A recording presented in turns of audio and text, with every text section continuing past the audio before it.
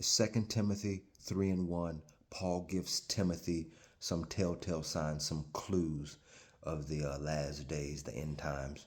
And this is what he leaves Timothy with.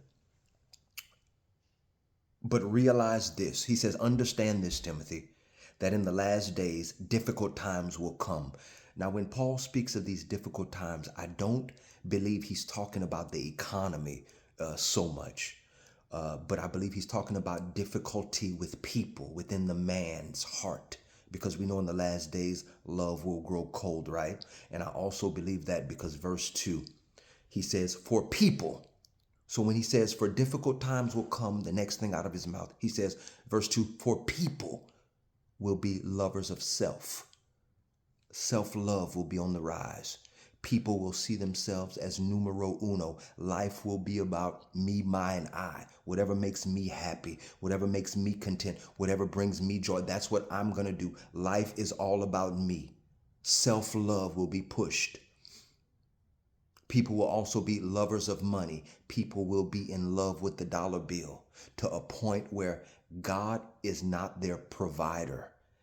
They will look to money as their provider. Money will be a god. Remember, Jesus says you cannot serve both God and wealth.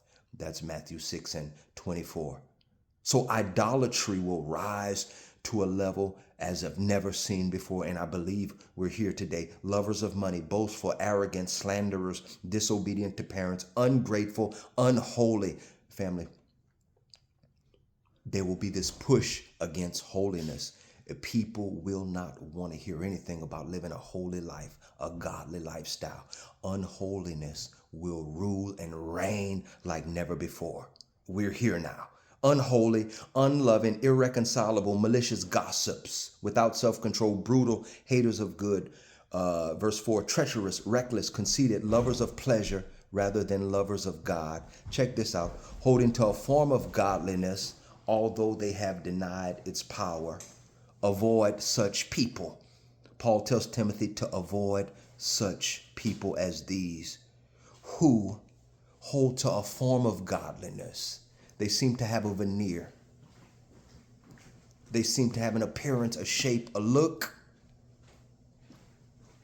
but they deny its power. The power is what changes. The power is what transforms. The power is what regenerates.